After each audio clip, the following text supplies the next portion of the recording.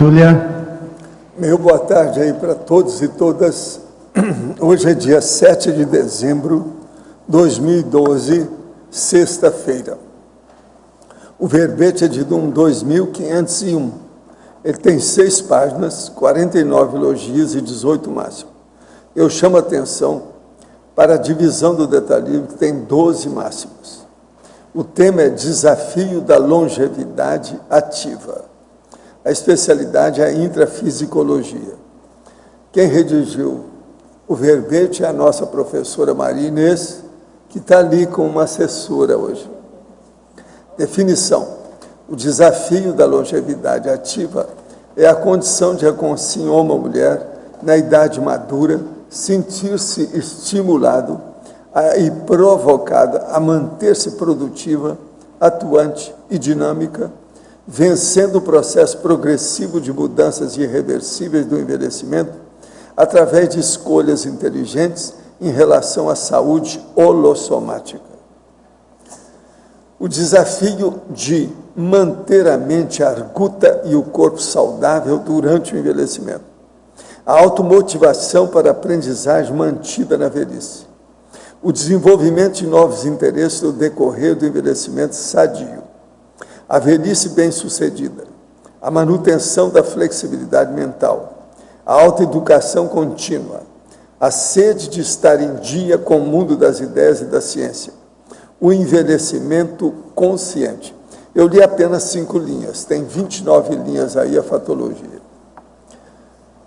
A possibilidade de melhor estabelecimento da sinalética energética e parapsíquica, a progressão gradual no domínio holossomático no soma atual, a plasticidade da estrutura paracerebral impressa pelas experiências das vidas passadas e a presente, o desenvolvimento do parapsiquismo provocando guinada de atitude no rumo evolutivo. Agora, nós temos aí na remissologia dos 15 verbetes 5, anti-envelhecimento cerebral, autodeterminação decenal, envelhecimento, estágio maturológico, geronte evolutivo. Frase enfática: o desafio da longevidade ativa ajusta a consciência autolúcida às transformações culturais na era consciencial, promovendo a reeducação libertária e a profilaxia das megatolices regressivas. Você considera viável encarar o desafio da longevidade ativa? Está disposto ou disposta a enfrentá-lo? Na bibliografia específica, nós temos 8 fontes bibliográficas. Agora, a mega análise aí com João Paulo são 20 itens. Lucidez, equilíbrio, complexo, homeostasia, vivência. Experiência, senescência, motivação, disposição, renovação. Maturidade, produtividade, abertismo, dinamismo, veteranismo. Exemplarismo, intrafisicologia, gerontologia, ressexologia, ciclologia. Agora, o verbete hoje do dicionário é neonormologia. Eles são 3 páginas e tem muitos itens, tem 102 itens, tem 5 contrapontos, e vale a pena ver os detalhes, ler com calma, porque o texto é mais denso. Ao professor: sou estudante de psicologia, casado e com uma filha. Estou passando por crises nas quais não sei explicar. Meus sentimentos são de raiva, inveja, incapacidade, sou desorganizada e atrapalhada com horários. Disponho de recursos para fazer os trabalhos propostos, porém, por mais que queira aprender, nada consigo aprender. Entro em estado de devaneio total em sala de aula. Por não saber lidar com essa situação, acabo descontando no meu grupo todas as minhas insatisfações. Peço, por favor, que me oriente, pois não sei o que fazer. Estou sofrendo com essa situação e não sei por onde começar. Olha, preciso de ver onde é que você mora, qual a cidade. Você deve procurar aí um profissional da psicologia cognitiva comportamental, que eles vão acertar a sua vida. Se você não tiver ninguém aí perto de você, seria bom você procurar a consciencioterapia, que também pode dar um jeito aí, melhorar certas coisas para você. Vamos colocar energia no seu caso. Agora, o que você precisa talvez mesmo, de um psicólogo. Você está estudando psicologia da sua área, veja bem isso. Agora, a verbetógrafa. Na fatologia, página 2, primeira linha. Qual a solução para a consciência portadora do porão consciencial mantido até a velhice? Seria tão somente a dessoma ou um pouco provável curso intermissivo?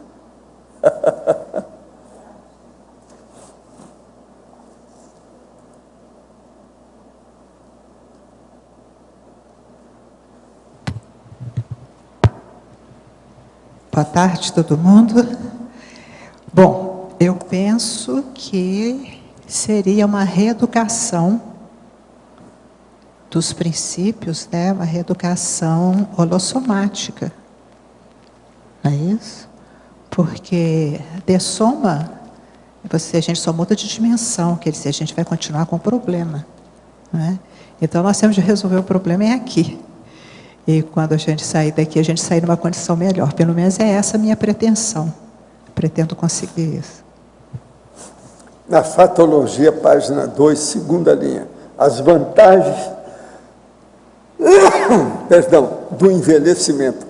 Não seria demagogia se falar em vantagem do envelhecimento, onde todo o soma só dói e já não reage como antes?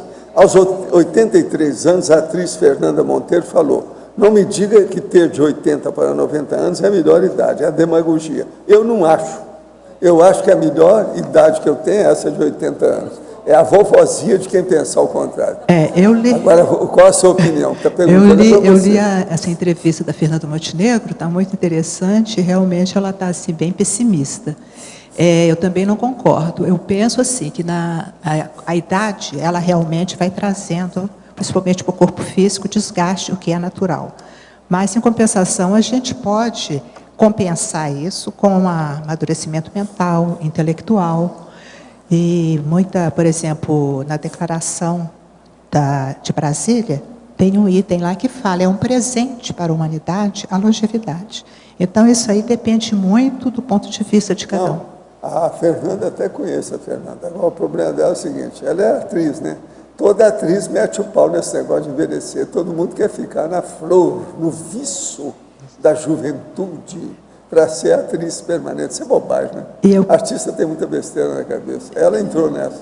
Eu penso também, professor Valdo, que nós temos de nos prepararmos para essa nova fase. Pois é, eu me preparei, eu me sinto muito bem com a minha idade. Agora, lembre-se, a minha mulher tem 40 anos, eu tenho 80. Isso também eu acho que faz pensar. Claro. Sabe? Agora, eu queria falar para vocês que a primeira linha, o Jornal dos Negócios, trouxe aqui há uns 3 dias uma edição que está falando sobre a Instituição de Educação e Pesquisa comemora Jubileu de Prata, que é a conscienciologia que conquista espaço internacional, reinserindo a consciência na pesquisa científica. Agora, aí fala uma porção de detalhes do jornal. É sobre o processo nosso, do Instituto, que está comemorando o Jubileu de Prata de 25 anos, e que é de utilidade pública. Então, é muito interessante. Inclusive, trouxeram uma foto minha aí, eu olhando com calma, assim, ó, para o leitor.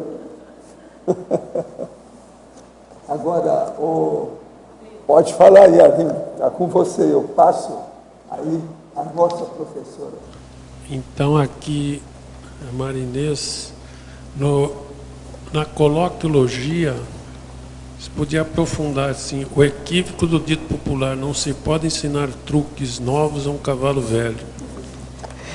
Esse é um provérbio que eu li no dicionário de citações, e aí eu fui pesquisar sobre isso. Então, realmente, a pessoa que se sente que depois de 60 anos ela não tem capacidade de aprender nada, fica difícil ensinar qualquer coisa para uma pessoa que já pensa assim, dessa maneira.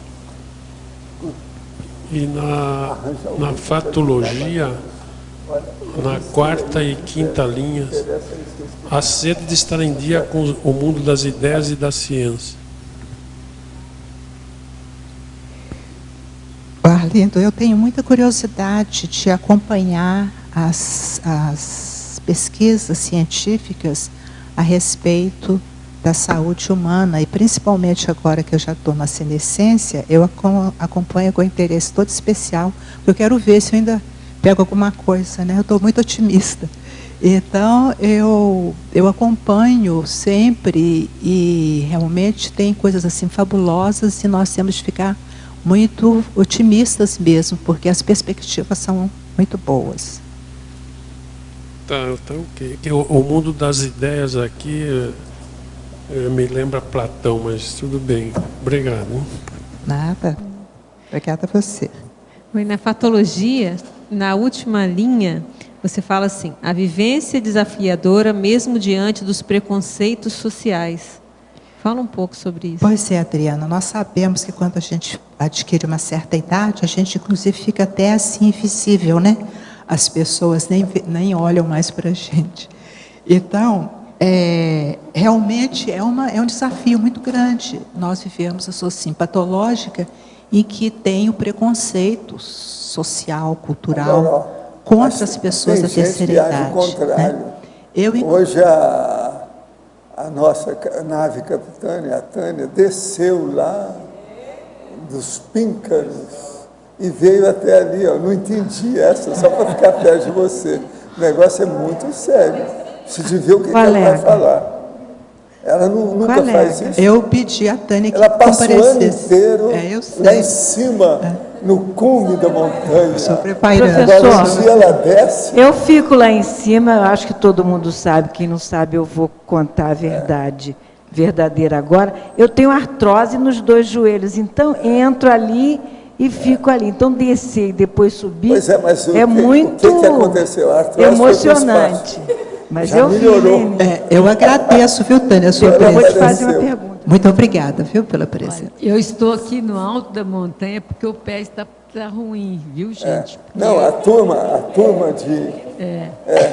aqui, ó, a turma Isso de aí pedófilos realmente fica faz aí. parte da longevidade. Pedófilos quer dizer os caras que são amantes do pé. Esses ficam aí. Tem que tomar cuidado, porque se quebrar outra vez, aí não levanta mesmo. Mas vamos em frente. Mas, olha, pode fazer essa pergunta aí. Pode. Olha Ela só, já na vai. fatologia, aqui na primeira página. É logo na terceira linha, no finalzinho. Você pode falar um pouco da sua experiência dessa velhice bem-sucedida?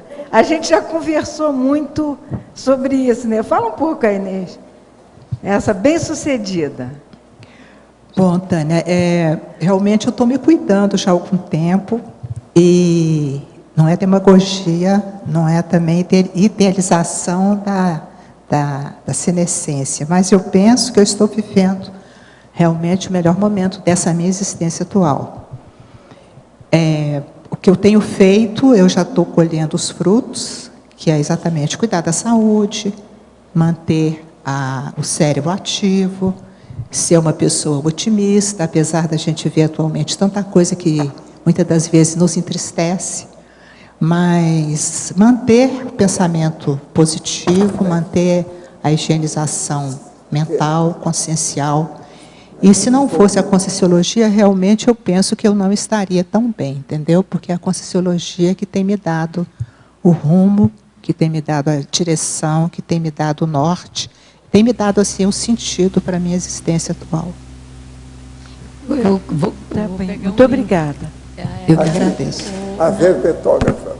Entre os vários desafios da longevidade ativa, qual foi o mais marcante e significativo? E qual foi o recurso utilizado para superá-lo? Tem sido muitos desafios, inclusive este ano foi um ano assim, muito especial para mim, porque eu resolvi encarar a docência, que é uma coisa que eu vinha resistir nesses anos todos. Eu já estou na Conscienciologia há já 21 anos.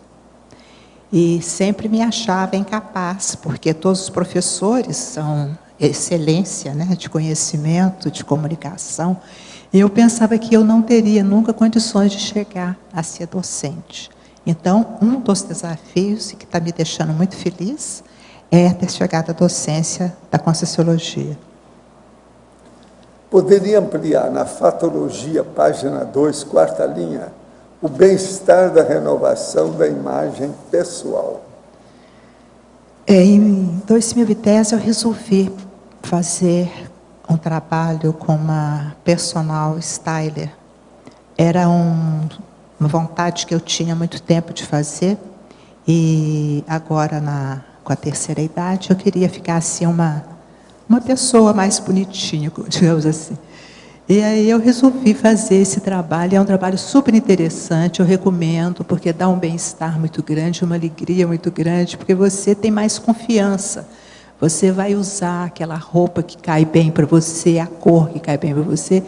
Antes de conhecer o trabalho, eu pensava que era um trabalho, uma coisa fútil, mas não é fútil. Inclusive, a moça que está à frente desse trabalho, lá em Belo Horizonte, ela é psicóloga. Então, foi um trabalho de 6 meses. A gente faz entrevistas, estuda a personalidade, estuda a cor da pele, entende? Então, é autopesquisa também. E eu gostei muito. E aí você vai também vestir coisas, usar coisas que ficam bem para você, não é? E assim, eu estou me achando um sucesso total, sabe, com essa história. Mudei a cor do cabelo, o corte do cabelo. Fatologia, página 1, terceira linha. O que a verbetógrafa diz de uma velhice bem-sucedida? Pois é, velhice bem-sucedida é aquela a gente levar direito tudo, né? A gente tratar do nosso corpo físico, do nosso corpo mental, do nosso corpo emocional, da nossa higiene consensual, da nossa vida sexual, da nossa vida alimentar, o lazer, é fazer os exames periódicos, né? Porque todo ano a gente tem de fazer os exames, ir no médico, ir no dentista, enfim, a velhice bem-sucedida, e principalmente aceitar esse ciclo, aceitar este momento de maneira positiva, alegre, feliz, com leveza, nada de ficar para baixo, depressão, porque está despencando, vai despencar mesmo. Eu faço atividade física, sabe, professor Waldo, mas assim, eu sei que a força da gravidade, ela é irreversível, é implacável, entendeu? Vai chegar numa hora que... Não, e outra coisa, a maioria nem vai chegar na idade da gente. Exatamente. Eles morrem mais cedo. Então a gente tem não se preparar para isso, isso é que é o pior. Então eu dou a banana para todo mundo que pensa contra isso. Nós temos mais é de relaxar e aproveitar. É lógico. Agora, sindomologia, página 3, segunda linha. A síndrome da pré-derrota. Poderia aprofundar, por favor? A síndrome da pré-derrota, eu até citei aqui no verbete da professora Ami, eu gosto muito desse verbete. Esse verbete tem tudo a ver com a pessoa que eu já fui. Hoje, felizmente, eu não sou mais. Devido à minha situação familiar, que é uma situação pesada, muito dolorida e tal, eu cresci uma pessoa com muito complexo de inferioridade, achando que eu não ia dar conta de nada, com uma autoestima muito baixa, essa coisa toda. E esse verbete era a minha cara. Quer dizer, eu sempre não fazia nada porque eu já tinha aquilo enraizado em mim, que eu não ia dar conta, que ia ser um fracasso.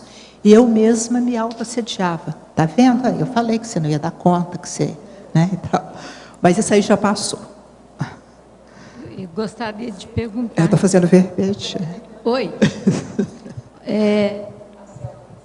Na neossinapsiologia, na página 3... as neossinapses continuadas, resultantes da sua autopesquisa.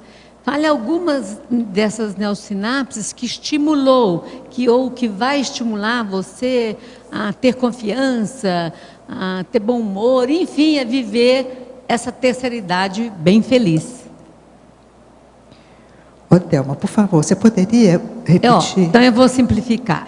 As neossinapses continuadas, resultantes Sim. das autopesquisas, porque você fez autopesquisas, e as neossinapses vão aparecendo, vão surgindo. Sim. Quais essas neossinapses que você foi obtendo, que fez você a realmente ser uma pessoa entrando na terceira idade, feliz, confiante, bom humor, e enfim... Olha, na verdade, o que foi me moldando, me modificando, mudando a minha maneira, o meu olhar de ver a vida, ver a realidade, me ver também, foi exatamente a Conscienciologia, entendeu? Mais o estudo da Conscienciologia e da Projeciologia, que assim foi sedimentando dentro de mim novos conceitos, novas ideias, E eu estava vendo que eu estava uma pessoa assim, muito equivocada em várias coisas. E essas neosinapses foram criadas através do estudo da Conscienciologia. Vocês duas estão usando o mesmo cabelo, Chanel, etc. Penteado, tem razão. Ótimo. Tudo está certo. Agora eu vou aproveitar. Peraí, deixa eu só te perguntar, professor, dentro do DAC, é como você não colocou aqui sinalética energética, mas é uma coisa que eu vou pesquisar. Do mega sinal da sinalética, que você não tem aqui não. Como que eu vejo a sutileza? Não, eu quero a sutileza. Você tem que anotar e ver aquilo que, vamos dizer, que aparece mais. Não, eu tenho mega sinal, mas a sutileza. Mas veja aquele que aparece mais e que define alguma coisa para você. Esse é o mega sinal. Mas como eu vejo a sutileza desse mega sinal? Isso é pouco a pouco. Você tem que anotar tudo que você vivencia. Tudo. Não tem outro jeito. Tá bom, obrigada. Agora aqui, a verbetógrafa. Pode ampliar, por favor, na fatologia, página 1, segunda linha de baixo para cima. O bem-estar subjetivo. O bem-estar subjetivo é aquela coisa assim, muito individual, muito particular. Como que eu vou explicar para você ou para outra pessoa o que eu estou sentindo dentro de mim? Coisa subjetiva, uma coisa individual, uma coisa muito particular de cada pessoa. Esse bem-estar, essa compreensão, um pouquinho mais de lucidez que a gente vai adquirindo, isso é uma coisa que cada um tem de experienciar por si próprio, cada um tem de vivenciar a sua história, a sua melhora. Agora, em fatologia, página 2, primeira linha. O enfrentamento do autopreconceito social quanto à velhice. Pois é, antigamente, quando eu era jovem, eu tinha muito preconceito contra as pessoas idosas, né? Eu vou confessar, é uma vergonha, mas eu tinha mesmo. Porque não sei se é devido à minha experiência com familiares velhos, que eram pessoas mal-humoradas, ranzinhas, agressivas, sabe, irascíveis, impacientes e tal. E eu cresci com uma ideia negativa da pessoa idosa. Fora o preconceito social também, né, cultural que a gente acaba adquirindo. E hoje eu vejo que é uma coisa assim, totalmente boba, totalmente sem razão de ser. Né? Porque agora, vivendo a velhice e vendo tantas pessoas de idade bem-humoradas, tantas pessoas levando vida útil, trabalhando, se realizando como pessoas, eu penso que realmente nós não temos razão para ter preconceito, não. E um dos motivos que eu fiz esse verbete foi exatamente para a gente desdramatizar essa situação contra a pessoa idosa, contra o velho. Maria Inês, aqui, Noa, Liliana. Oi. Meus parabéns pelo verbete. Obrigada. Na realidade, a gente, quando fez escola do parapsiquismo, eu percebo todas as tuas mudanças, como estão reflexadas aqui no verbete, no caso de as rupturas com automimeses dispensáveis, ou seja, tudo isso a gente viveu juntas, experimentou juntas também. Então, por isso, parabéns. E parabéns também porque o verbete tem a ver com longevidade, que é a pré-IC que a gente está tentando de sair já no começo do ano que vem. Certo. Então, eu queria também fazer uma pergunta. Pois não. Na página 2, na 11ª linha, no final, a procrastinação anti-resim gerando autossaturação e insatisfação íntima. Aprofunda um pouquinho mais com esse tema e o que continua, o entendimento de o futuro estar no presente. Quanto à procrastinação, como eu falei aqui para você, e você como minha colega de escola para psiquismo, você sabe disso. Eu fiquei empurrando com a barriga durante muito tempo, até tomar a atitude que eu tomei a partir da escola para psiquismo para cá. E isso aí me atrasou, digamos assim, a minha autorreciclagem. E, em compensação, eu tinha um mal-estar muito grande. A saturação, né? Quer dizer, eu já não estava assim, porque ele todas as desculpas possíveis e impossíveis, eu já tinha esgotado meu repertório, entendeu? De desculpa para ficar covardemente, pusilanemente, empurrando, não querendo, né? Querendo ficar naquela zona de conforto, né? Então, isso aí me atrapalhou muito, me prejudicou muito, e isso me dava a melim. Eu tive várias melins, entende? Até que na escola de parapsiquismo aconteceu um fato, né, que foi muito importante, uma cacetada assim, bem no meio da moleira, e aí eu, né, acordei, e estou aqui hoje. Qual foi a outra pergunta? E a outra é isso que sigue, o entendimento de o futuro estar no presente. Sim, eu penso que se você investir bem, se você priorizar tudo de bom, evolutivo, cosmoético, hoje, aqui e agora, no presente, o futuro vai ser excelente, o futuro vai ser maravilhoso. Com tudo que nós temos direito, que a gente veio aqui para ser feliz. É mesmo. Muito obrigada. Tá? Obrigada a você. Gostaria de saber sua opinião a respeito de alguns concurseiros e concurseiras, e vestibulandos e vestibulandas, que estão usando os medicamentos Ritalina e Concerta para aumentar a capacidade de concentração. Olha, eu não recomendo isso para ninguém. Pelo seguinte, é uma coisa muito lógica. Se a pessoa ficar viciada em medicamento, ela jamais vai melhorar a concentração, ela só vai piorar. Porque o medicamento artificializa o processo e aquilo só vem por picos. A pessoa toma, às vezes melhora um pouco, depois ela vai piorar e aquilo vai piorando, piorando, piorando cada vez mais. Então a gente tem que ficar livre, se libertar da escravidão de medicação. Por quê?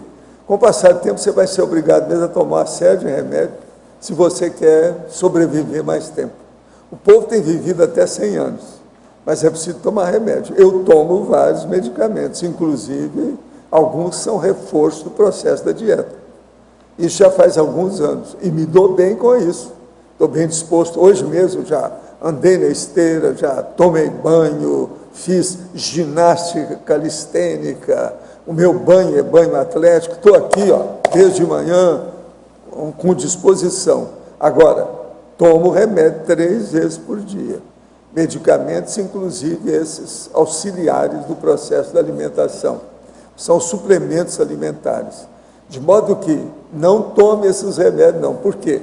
Primeira coisa, esses vestibulandos e concurseiros quase sempre são jovens. O cérebro, às vezes, ainda nem constituiu, eles já estão tomando Ritalina. Isso é um perigo. Vai acabar com o processo cerebral, uma porção de coisa que a pessoa está. Porque o cérebro só fica maduro aos 26 anos.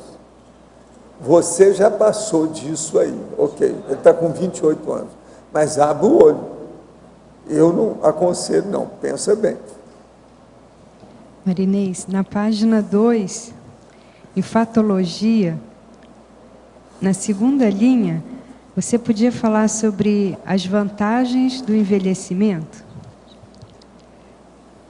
Kátia, para mim as vantagens do envelhecimento é exatamente essa maturidade que você vai adquirindo, entendeu? Com a vida, você vai se enriquecendo, você vai vendo, porque quando a gente é jovem, a gente é muito boboca, não é? A gente tem muito preconceito, a gente tem uma noção assim distorcida das coisas. A partir do momento que você vai vivendo, a vida vai te acrescentando e você vai se enriquecendo, vai vindo a maturidade. E a maturidade é a melhor coisa que tem, sabe? Para você ser feliz, porque você vai não só se entender, se aceitar como você é, como também entender as outras pessoas.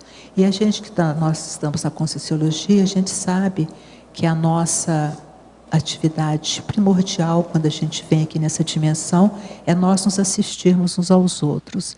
Então, a maturidade te dá isso também, sabe? Uma empatia. Você se coloca melhor no lugar da outra pessoa para ajudar, para auxiliar.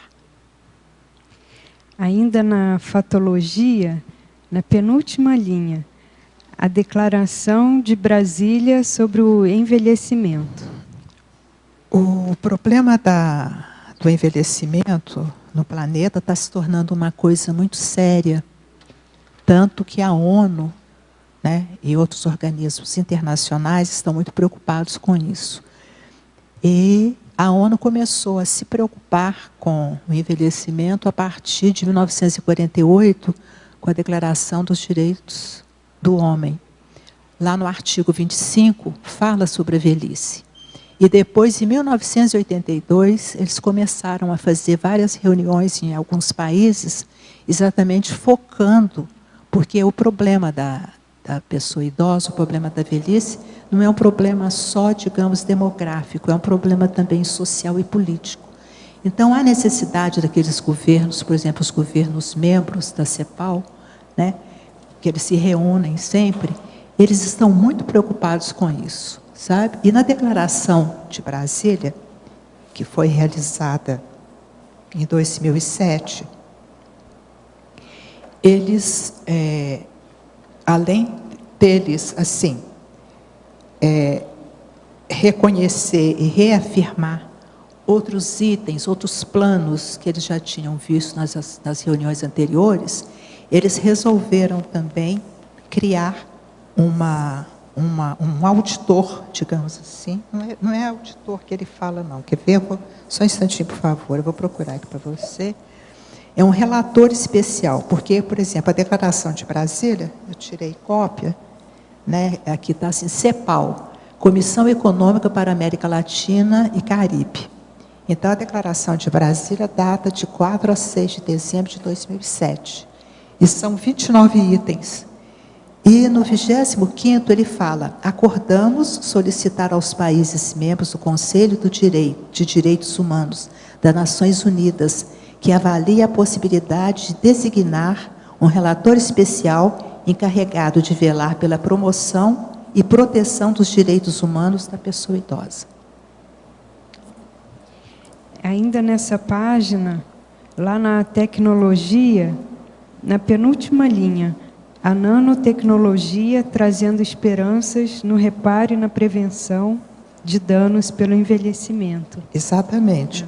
Tem muita coisa interessante sobre a nanotecnologia. Nós temos, inclusive, um verbete do professor Valdo, chamado A Nanotecnologia Pró da Paz, em que ele cita também 100 itens dessas nanominiaturas que vão facilitar a nossa vida. E eu também separei aqui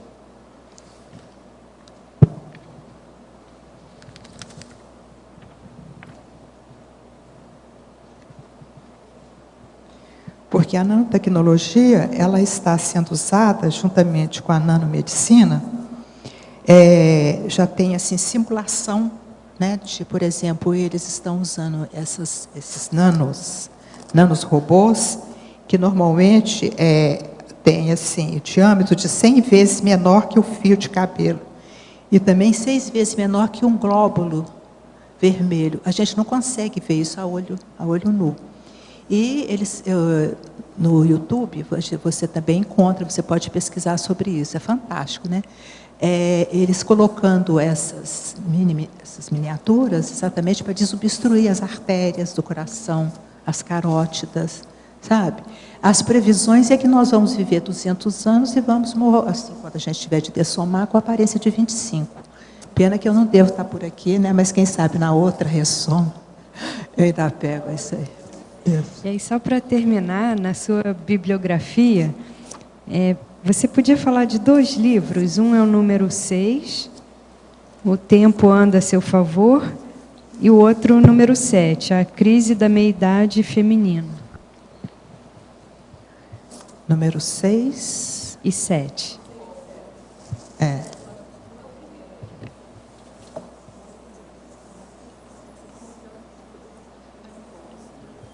Trouxe o tempo. Esse aqui, né? O tempo anda a seu favor. Como as novidades da ciência podem reprogramar seu corpo. É exatamente isso aqui. E aqui na página que eu citei, ele fala sobre aquele Andrei Chiprey, que é exatamente o biólogo molecular, engenheiro genético, que está estudando, né? Ele trabalha 16 horas por dia, tem 47 anos, ele está empenhadíssimo em curar, entre aspas, a velhice. Entendeu? E ele está fazendo, inclusive, experiências no próprio corpo dele, sabe? E é aqui que eu cito, olha só. Em breve será possível alterar geneticamente os atuais padrões de envelhecimento através de técnicas de manipulação genética. E o outro livro? Esse aqui. Olha, Kátia, eu vou ser sincera para você. Esse livro aqui, A Crise da Meia-Idade Feminina, eu o considerei assim, meio bobinho. Na verdade, eu citei, porque ele fala aqui, na página 228 a 223, ele fala daquele processo de individuação com o Jung, é uma teoria do Jung, que ele fala exatamente que o processo de se tornar um indivíduo e de satisfazer as suas capacidades de potencial é chamado individuação. E a crise da meia-idade pode ser vista como uma época de rápido progresso neste caminho. Então, eu penso que é um paradoxo, não é? Porque para muitas pessoas que ficam deprimidas porque estão envelhecendo, é exatamente nessa fase que ele pode se realizar como pessoa, como ser humano, como consciência. Tá, obrigada. Inês, você pode ampliar para a gente a filosofia? Essa humanitude, o que é isso? A humanitude é uma nova filosofia. Inclusive, eu recomendo este livro. Eu não sei se dá para ver aqui. Está vendo?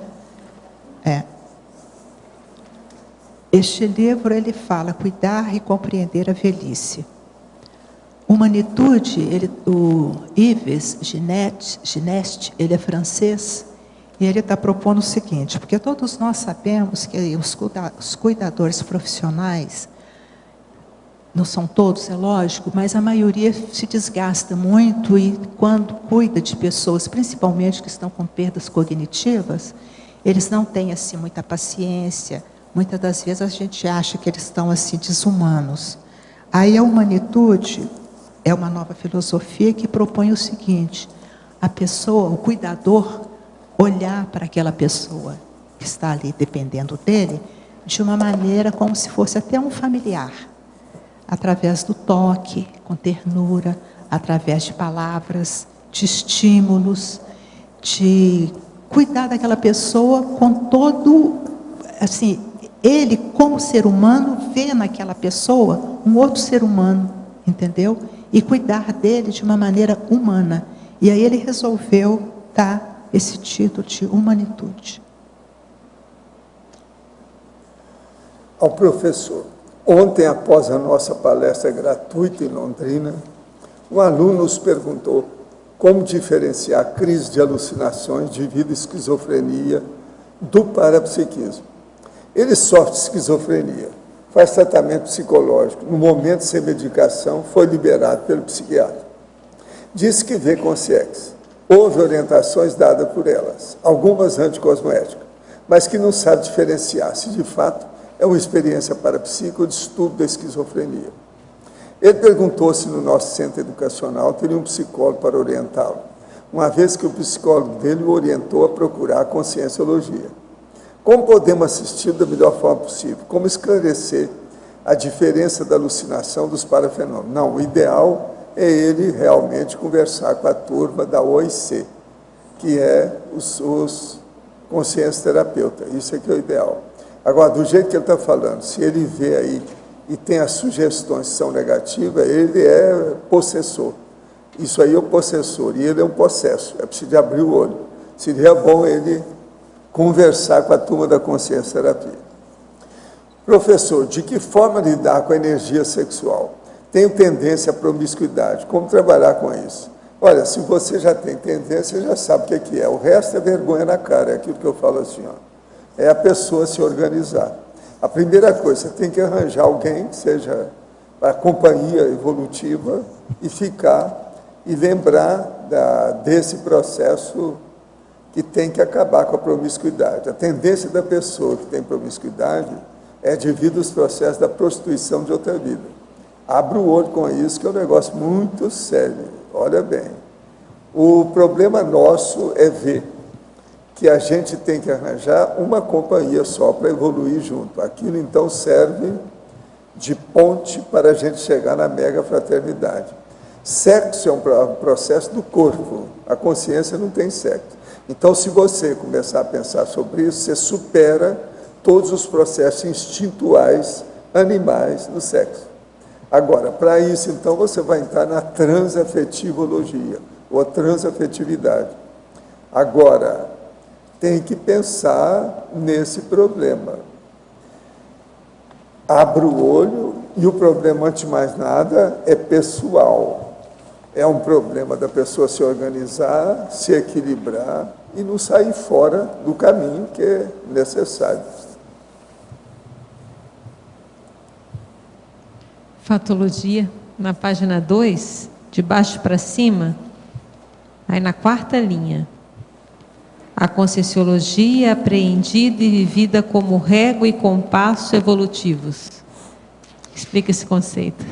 Olha, Adriana, como eu já falei aqui, eu vejo a conscienciologia exatamente como régua e compasso no que diz respeito, por exemplo, a régua é a regra, é o caminho reto, é a retinariedade pensênica, é a retidão dos pensamentos, das atitudes e do comportamento.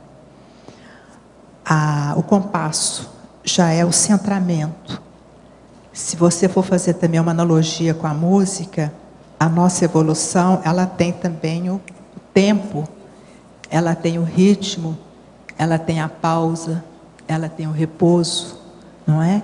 Eu, por exemplo, estou na Conscienciologia há 21 anos, mas assim, algumas vezes eu me afastei, por imaturidade, por bobagem, porque também, principalmente, porque eu estava vendo que eu não conseguia, sabe, assim, eu queria evoluir do dia para a noite. A gente não evolui assim, a evolução, ela demora, porque você vai adquirindo novos conceitos, a Conscienciologia mesmo, não sei se eu fiz curso intermissivo, mas assim, é uma coisa inédita no planeta, não é? A gente não tem sinapse para entender a Conscienciologia assim, de uma hora para outra, é muita novidade. Então, a gente precisa daquele tempo para sedimentar dentro de você o conhecimento, entendeu? Então, daí ter esse tempo. E aí eu falei assim, bom, a Conscienciologia para mim é régua e compasso, não é? Nesse sentido aí. Interessante. E aí também acho que tem nessa linha, na 9ª linha da própria fatologia, você fala a troca da TV alienante pela busca da lucidez. Acho muito sério isso também. Eu radicalizei, não vejo mais televisão. A última novela que eu vi, para você ter ideia, foi Senhora do Destino, acho que 2004. Uau, né? 8 anos. E eu só me enriqueci com isso, entende? Porque realmente a televisão, eu não tenho mais paciência. E olha, gente, que eu não perdi o Fantástico, né? Por aí você vê como é que a gente muda, né? Para melhor, claro, né? Então, eu considero a TV alienante. Nesse sentido, eu prefiro estudar, prefiro ler. Tem uma pesquisa que eu já vi que fala a relação entre o tempo que o idoso fica na frente da televisão e o quanto ele perde de sinapse, o quanto ele envelhece. Se eu não me engano, eu citei isso no anti-envelhecimento cerebral. Eu tenho uma experiência, inclusive, assim, que foi muito dolorida para mim, muito difícil, porque foi com minha mãe. Mamãe faleceu com 63 anos de infarto do miocárdio, mas antes ela já estava com demência, porque ela via televisão dia e noite, bonita ainda, sacudida, cheia de vida, mas se entregou, quer dizer, ela já tinha problema. Lógico que a gente tem de fazer justiça, né? Mas a coisa assim, que piorou muito a ela foi a televisão. Porque ela, assim, no final, ela já não conhecia mais o valor de dinheiro, tudo bem, né? Porque a moeda nossa andou mudando, né? Mas ela não conseguia mais assinar o nome dela, entendeu? E eu atribuo à televisão, porque eu também tenho pessoas na família que eram brilhantes, que tinham um futuro brilhante pela frente, mas que passou a ver muita televisão. A pessoa hoje está assim, meio apateta, apatetou-se, como se diz, entende? Infelizmente. Quer dizer, a gente não pode generalizar, mas existe, né? Acho que acaba sendo uma fuga para a fantasia, né? A pessoa entra nessa fuga e acaba perdendo a noção da realidade. Né? Porque você imagina a pessoa ficar 5 horas, 4 horas, gente, frente a uma televisão, não tem cabimento, né? Não tem condição. Marinês. Stanislau Ponte Preta chamava a televisão de máquina de fazer doido. É isso. Não mudou nada. Não mudou. Não tem discernimento. Parece, professor, que está pior, né? Está pior, porque a mediocridade está muito grande. Não, e as novelas não tem mais nada, estão repetindo tudo que tinha. Quer dizer, já era, a criatividade caiu muito. Eu não vi nenhum capítulo, né? Já tem muito tempo que eu não vejo novela, mas a gente escuta os comentários. Agora, o que interessa mesmo é o noticiário. O noticiário e as entrevistas, às vezes, vale a pena. As entrevistas, às vezes, são hilárias, né? De tanta bobagem que tem. Marinês, oi, só fazer uma pergunta seguindo essa mesma linha da... Oi, deixa a Fabiana perguntar primeiro. Obrigada, Nilma. É só para seguir essa mesma linha da televisão. Fiquei pensando no impacto ainda para os jovens. Isso é até mais sério, que o jovem vai moldando a sua personalidade em cima dos filmes e dos filmes de violência, né? É bem sério isso. E você vê hoje, né, Fabiana, a falta de limite. Os pais não estão dando conta de orientar os jovens, os filhos, porque o que a televisão ensina no dia a dia é uma total falta de educação, uma total falta de respeito pelas pessoas, pelos valores, pelos princípios. Então, nós estamos aí nessa decadência moral na sociedade, né? E a culpada é, em parte, a televisão, sim. Ainda nesse tema, como você acha que o jovem que é viciado ou que tem o hábito de assistir televisão todos os dias, como é que você acha que a gente pode abordar da melhor forma? Cortar radicalmente? Eu penso que através de mostrar para ele assim, novos interesses, não é? Principalmente leitura. A gente tem tanta coisa, né, que ai de mim também se não fosse os livros, entendeu? Eu sempre li muito e os livros me ajudaram quando a leitura é boa, é positiva, né? Então o livro é muito importante para a nossa vida, para a nossa formação. Obrigada. Na página 3, Interaciologia, a interação gentileza, qualidade de vida. Você pode ampliar mais isso aí? Pois não, Nilma. Eu penso que a gentileza, a suavidade é uma coisa muito importante na nossa qualidade de vida, entende? E eu tenho visto pessoas assim. Hoje em dia, né, as pessoas estão muito mal educadas, muito egoístas, elas não pensam na outra pessoa, no trânsito, no supermercado, num banco, entende? Então, eu tenho me preocupado com isso, de ser mais gentil, de ser mais leve, de ser mais suave também. Isso aí inclui ser mais alegre, né? Sim, sim. Você fica mais leve, mais soltinha, como dizem.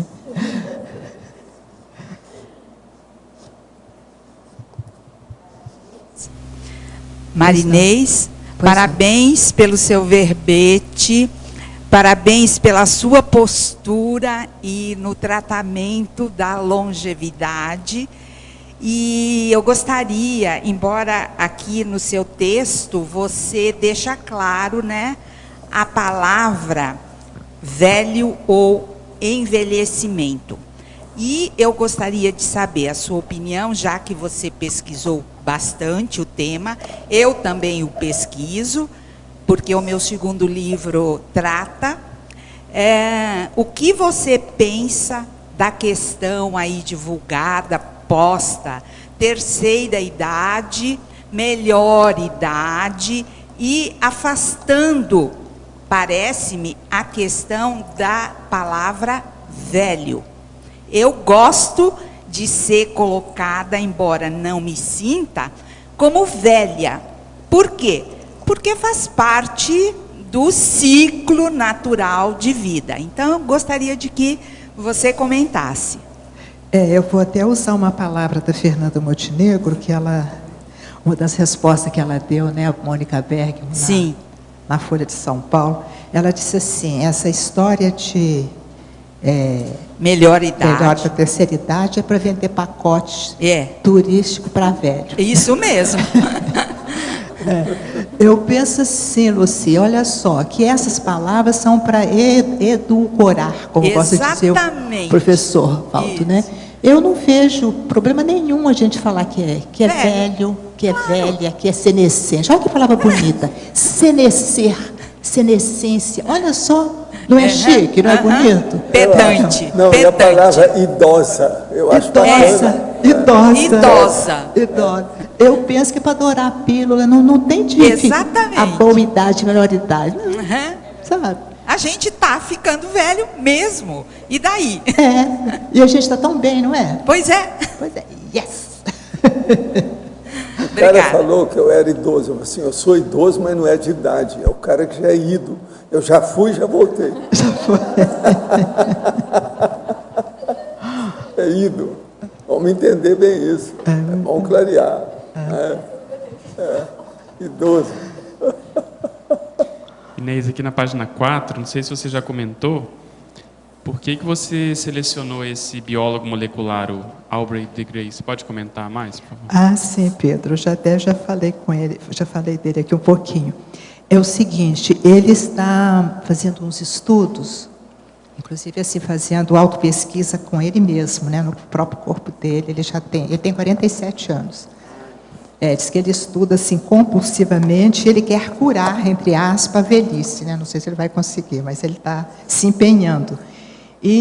Mas não, tem um pedaço aqui que, quando eu falei aqui na argumentologia, sobre avanços, né, no âmbito da geneticologia, as pesquisas da nanomedicina e engenharia genética apontam para o estudo da remoção de células humanas envelhecidas na condição de prevenção ou retardamento da disfunção do tecido ao redor, estendendo a expectativa de vida do idoso. É mais ou menos o que ele está fazendo, entendeu? As pesquisas que ele está fazendo é nesse sentido. Tá. Você chegou a ler algum livro dele? Ele tem alguma coisa publicada? Não cheguei a ler livro dele, não. Tá. Eu entrei na internet, no Dr. Google, né? Tem um monte de coisa a respeito dele, muito interessante. Tá, ok, vou dar uma olhada. Obrigado. Agora, falar em idoso, o nosso Niemeyer faleceu com 104 anos agora. E outra coisa, será que ele durou tanto que ele não voava, ele não viajava de avião? Ele tinha medo de avião, não viajar de avião. Será que foi por causa disso que ele durou 104 anos? Na véspera de Será que estava no destino dele cair de avião e ele não foi? Ele ia engraçado completar, isso, né? Ele ia completar ele tinha um complexo, um recalque com o avião. Não andava. Faltavam 10 dias para completar 105 anos, né? Ele ia completar 105. 104 anos. Aí, muitos aqui vão durar até os 100 anos. Você precisa ver o que vocês vão fazer com vocês até lá.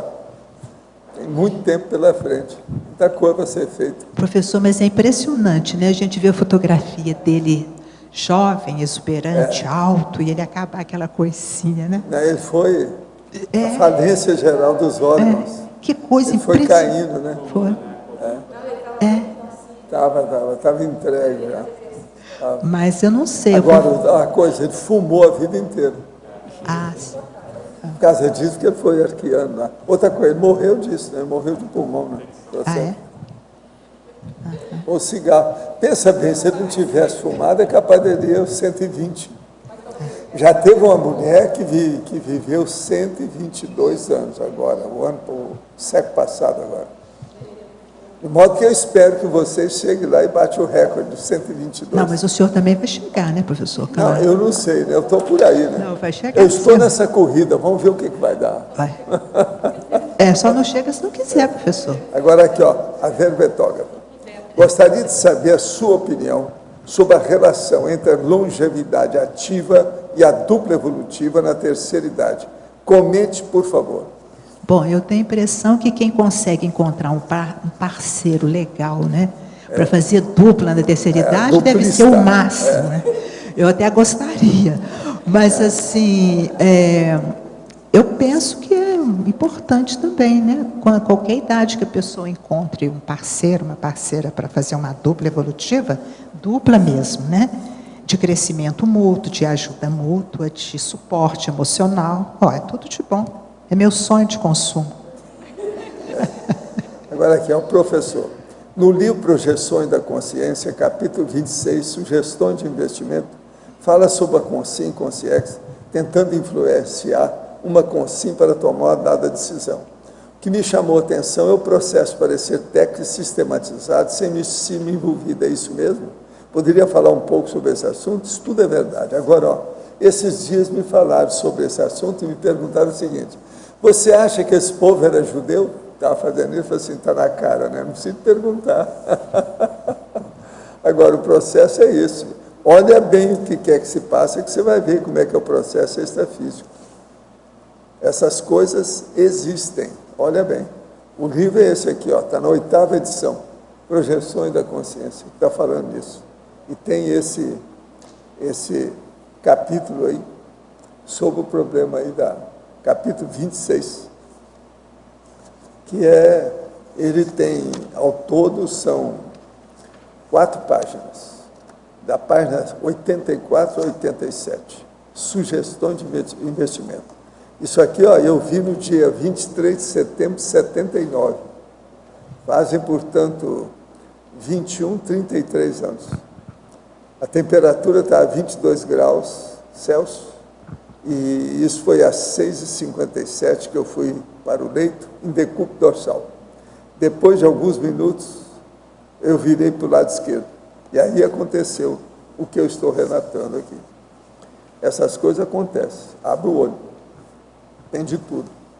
Não tem nada místico, não, nessa história, não. O negócio é viver o assunto. O negócio para valer. Agora,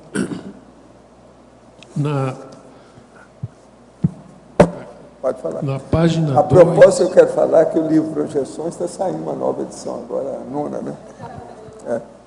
O que é? Na página 2, Fatologia, a 3ª linha de baixo para cima, é a Declaração Universal dos Direitos do Homem.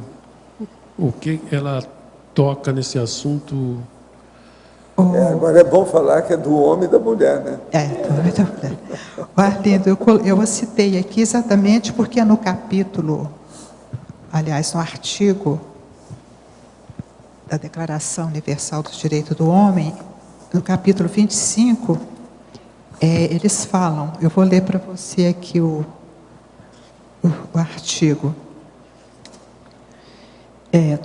Toda pessoa tem direito a um nível de vida suficiente para lhe assegurar e à sua família a saúde e o bem-estar, principalmente quanto à alimentação, ao vestuário, ao alojamento, à assistência médica e ainda quanto aos serviços sociais necessários, e tem direito à segurança no desemprego, na doença, na invalidez, na viuvez, na velhice ou noutros casos de perda de meios de subsistência por circunstâncias independentes de sua vontade. Foi apenas por causa desse artigo que eu citei ele aqui. Agora, fora do verbete, mas que tem a ver com o verbete, pelo que vejo no Brasil, o preconceito contra a velhice é grande. Eu vejo tudo por aí. E, por exemplo, na China, eles respeitam bem mais o idoso, né? Como você vê essa história, esse contraponto ainda? Arlindo, até onde eu percebo, eu penso que é cultural, não é? Os chineses, eles são criados desde pequeno, tendo muito respeito, admiração pela pessoa idosa. Já é o contrário, né, da nossa educação, dos nossos valores aqui, né? Porque, por exemplo, eu vejo motorista de ônibus impaciente com uma pessoa idosa, ou pé na cova, né? Normalmente a gente escuta essas coisas, né? E ficam impacientes porque a pessoa vai ficando mais lenta, vai ficando mais assim demorada nas coisas, no raciocínio, na fala. Agora, essas coisas são muito relativas. Esse mês, por exemplo, se eu for lá no shopping, sou Papai Noel. Vão te respeitar. Cada um faz o que pode. Vai dar uma ibope, né, professor? Agora, tem um caso meu, foi há pouco tempo, eu dirigindo em Sampa, São Paulo, que eu quase não dirijo lá, mas eu estava dirigindo, aí me xingaram de velho, né, porque Eu fui avançando assim, velho, sai daí. É assim que eles falam. Inclusive, você aposto que é um velho que está dirigindo. Quando a gente vê alguma pessoa assim mais devagar, né, eles falam, aposto que é um velho que está dirigindo. É mulher e velho.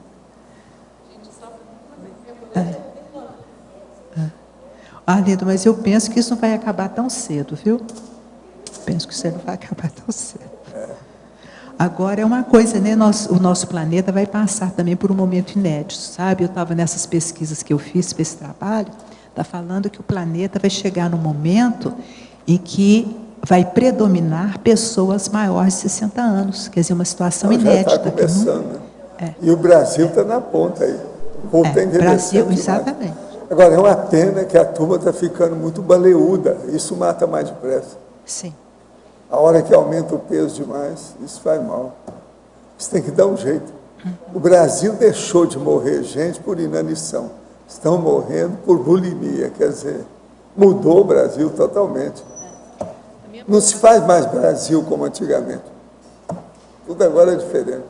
A questão é que com o nível de alimentação cheio de agrotóxicos, cheio de químicas, né, com essa questão da poluição eletromagnética, então você vai viver muito tempo, mas a cabeça vai ficar muito ruim mais cedo. O quanto que vai dar de problema isso? Só fico pensando nisso, nessa relação de mais tempo e com a cabeça ruim. Todas as imagens, os takes, as tomadas que eles tomam da rua, por exemplo, em São Paulo, está igualzinho à Califórnia e na década de 60. Só gente grandona, aquilo balançando assim na rua. E as doenças, né, professor, que a obesidade ocasiona, principalmente mas câncer. Né? Precisa de ter mais dietista no Brasil, nutricionista para falar essas verdades, ir para a televisão, começar a falar. Eles não, eles levam lá tudo quanto é comida de gordura, todo dia tem. Os pratos de gordura, culinária disso, e o povo fazendo elogio aquilo.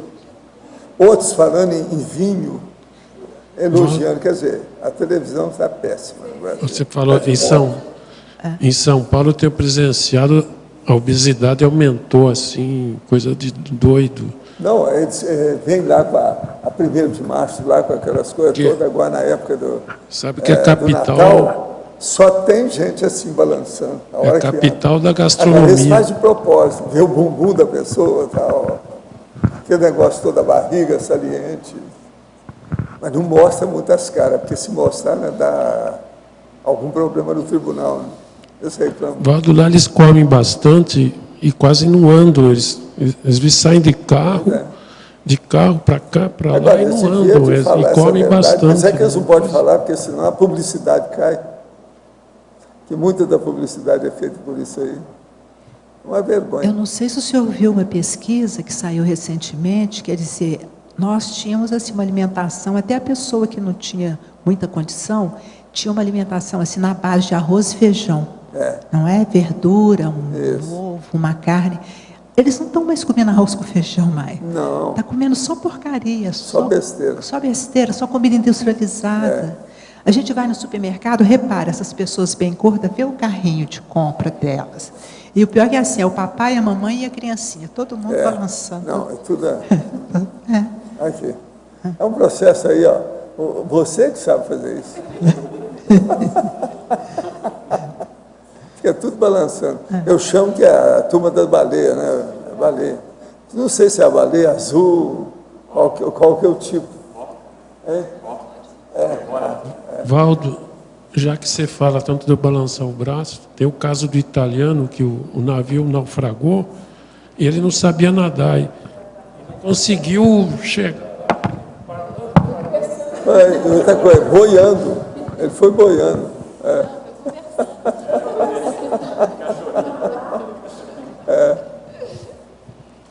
Oi, Marinês. Pois não. Na página 2, sinergismologia. No final da penúltima linha, o sinergismo, volição, intencionalidade, automotivação. Se amplia, por favor.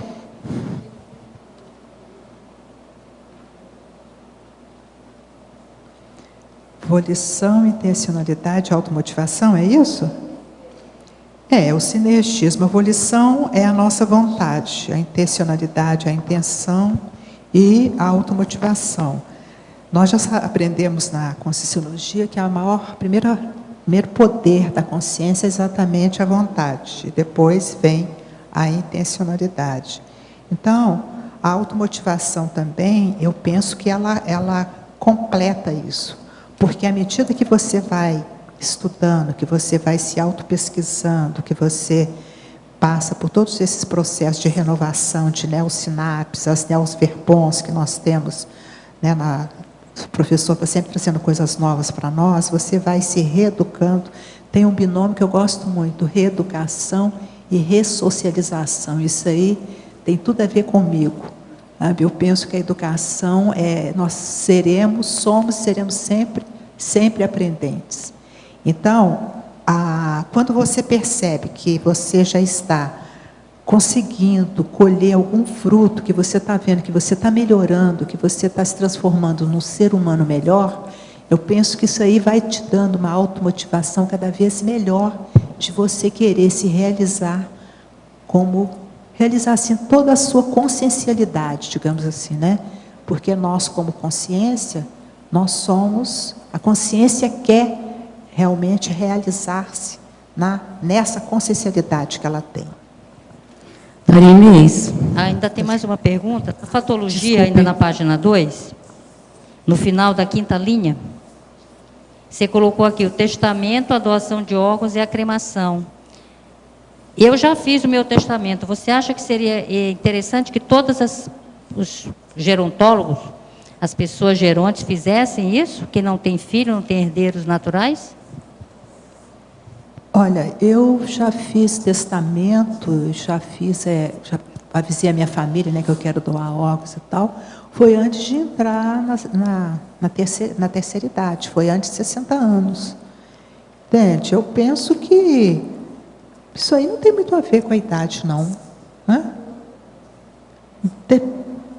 Se a pessoa já está na terceira idade, aí realmente eu penso é mais necessário ela se preocupar com isso, sim. Para deixar, né, tudo bonitinho, direitinho, para ninguém ficar perturbando a gente, porque eu quero ir, assim, fui, não quero olhar para trás, não quero deixar rabo preso, não quero ser incomodado, entendeu? Então, eu quero deixar tudo bonitinho. Fui, tchau e benção. O testamento eu acho importante, a doação de órgãos, dependendo da nossa idade, não serve mais. Por exemplo, minha córnea eu doei, mas não serve mais. Isso aí eu já me informei. Então, é necessário ver a idade, porque a doação de órgãos tem uma certa idade para isso. Se der para aproveitar alguma coisa, a gente aproveita. Se não der, vai cremar, né? Tá, doa. Em Fatologia, página 2, 9ª linha de baixo para cima. Poderia ampliar, por favor, os traumas vividos na infância e adolescência, interferindo no êxito do bom envelhecimento? No meu caso pessoal, se eu não tivesse feito terapia, depois feito consciencioterapia, e se eu não estivesse na Conscienciologia, eu não teria, com certeza, superado os meus traumas, que foram muitos. Como eu já falei, eu vim de uma família desorganizada, muito desestruturada, as pessoas muito doentes, e eu sofri assédio moral na minha infância. Aquele assédio de que fala que você não vai dar nada na vida, que você é burra, etc, etc, etc. E então, se eu não tivesse feito primeiro terapia, eu já fui fazer já com 36 anos, e por sinal eu me encontrava nas beiras do suicídio, o negócio para mim foi muito pesado, eu não tinha superado. E assim como a minha mãe, minha avó, minha tia, todas morreram, tiveram uma velhice muito precária e terminaram com problemas de demência, eu seria também uma forte candidata a este quadro. Professor, no adendo, página 18, trecho, toda pessoa quer saber o que acontece depois da dessoma. Os ofiexistas sabem, com detalhes, teaticamente. No âmbito da interassistencialidade, resgatar alguém da baratosfera é igual a fazer chover. Da nuvem mais escura, que é o cúmulus nimbus, desce a água mais límpida para revitalizar o solo. Então, o resgate é justamente isso. Você chega lá, tira a consciência que está no infernão e faz com que ela volte à vida, comece a pensar positivo e revitaliza a existência dela. Ela assim se prepara para a evolução de uma maneira melhor. Então, a metáfora aí está mais ou menos dentro daquilo que a gente pensa. A baratosfera é a nuvem escura, é o cúmulos nimbus. E o resgate é a revivescência da pessoa, a água mais límpida, que cai da chuva, que revitaliza o solo. As coisas crescem, a plantação, tudo melhora. Então a pessoa renova a vida dela. Isso é a reciclagem. A reciclagem que a chuva permite. Agora, a verbetógrafa. Qual orientação ou dicas a verbetógrafa pode passar para as pessoas jovens em planejar a longo prazo a longevidade ativa? Quem está falando tem 26 anos. Eu penso que é exatamente começar a se cuidar a partir dos 26 anos que você está fazendo essa pergunta, você já deve estar interessado nisso. E, principalmente, você, de repente, se você ainda não está na Conscienciologia, nós temos uma técnica muito importante, que é a do inversor, não é? Que só pessoas assim, jovens como você, a partir de 26 anos, pode se submeter a essa técnica. Quer dizer, com mais êxito, lógico. E você vai se orientar para você, porque hoje, né, nós temos muitas tentações no mundo, na vida intrafísica, principalmente para o jovem. Tem muita fartura de tudo, de muita coisa, e é muito fácil a gente se perder pelos caminhos da socim patológica e a gente atrasar o nosso processo evolutivo. Pergunta, a verbetógrafa. Aqui na fatologia, terceira linha de baixo para cima, a senescência como possibilidade evolutiva.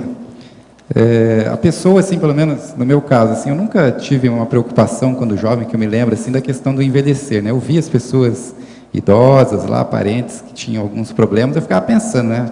Será que eu vou ter isso, assim? Ou nem pensava também. Há algum tempo encontrei com um amigo e ele, já fazia um tempo que eu não falava com ele, e ele começou a comentar de alguns problemas de saúde que ele estava tendo, e obesidade e tal, não sei o quê, e ele falou assim, já estou com 42 anos, né? E eu sou 2 dias mais velho que ele, né?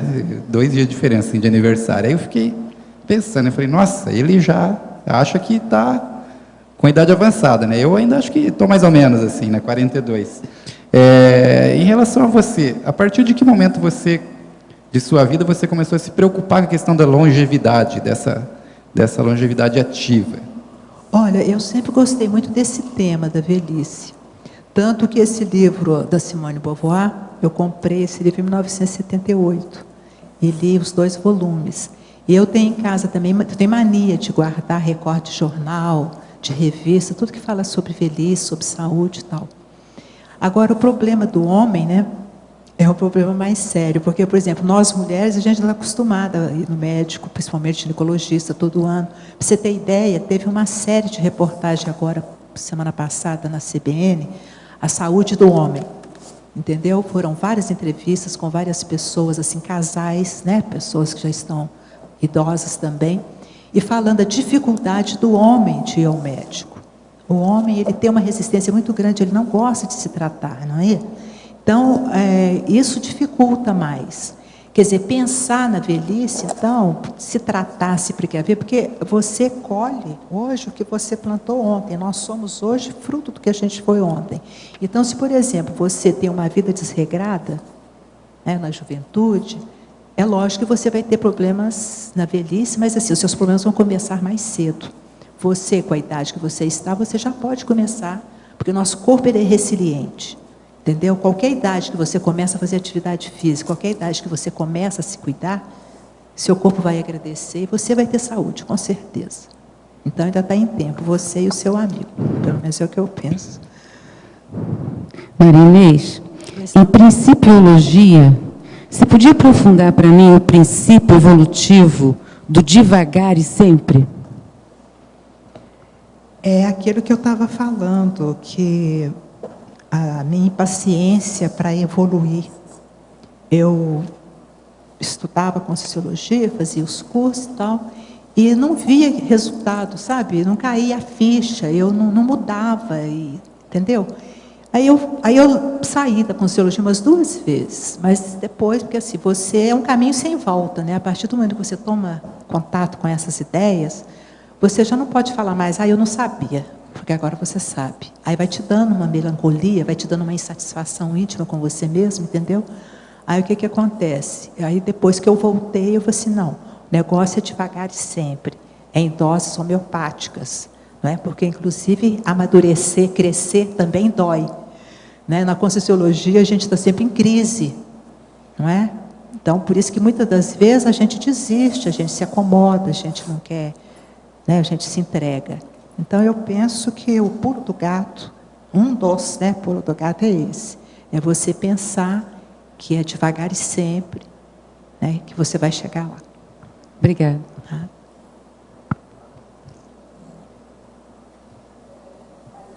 Ou, de repente, até o professor Valdo, qual seria, por exemplo, a diferença ou a linha tênue que faz a diferença entre uma Melim e um momento de crise?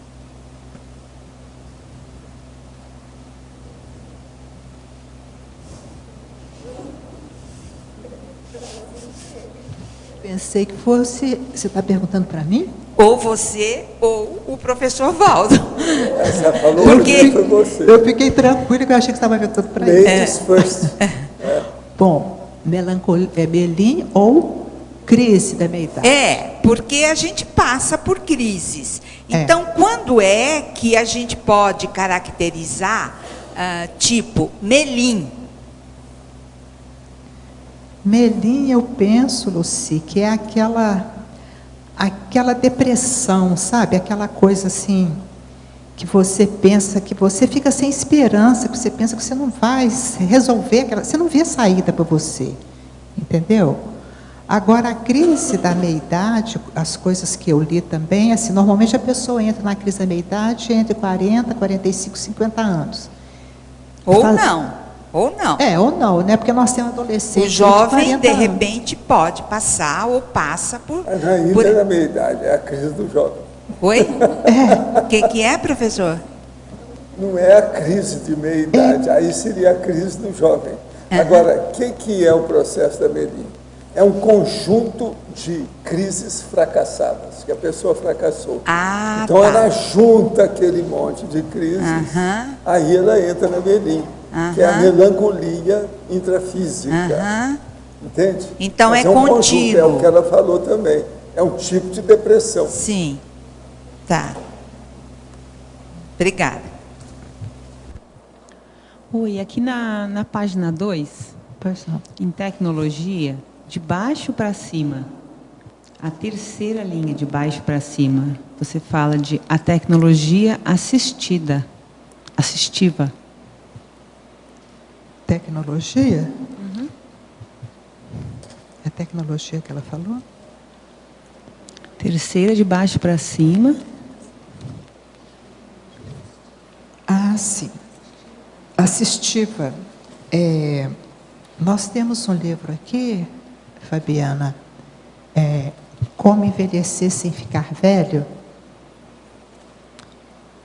que fala exatamente sobre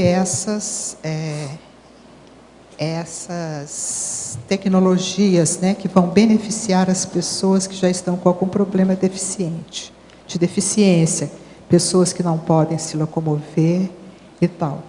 E aí ele propõe, inclusive, fala, né, que são o futuro de tecnologias incríveis. E a tecnologia assistiva é mais ou menos também juntamente com a nanotecnologia, entendeu? Então, a tecnologia assistiva é qualquer item ou produto que pode ajudar uma pessoa com deficiência a manter-se independente. Mas, na forma mais avançada, a tecnologia assistiva usa sistemas sofisticados como sensores e micromotores para ajudar os idosos a terem mobilidade. Então, ele dá exemplo, olha só que interessante, animais de estimação eletrônicos, que usam a brincadeira e a emoção para lembrar para o idoso de tomar o remédio necessário. Tem também os telefones inteligentes, que podem fornecer endereços e outros sinais para o socorro médico e até ligar e desligar luzes e alarmes. Tem também as esteiras instaladas no chão, que podem sentir mudanças no jeito de uma pessoa idosa andar, indicando um risco maior de quedas. E tem também os robôs providos de inteligência artificial.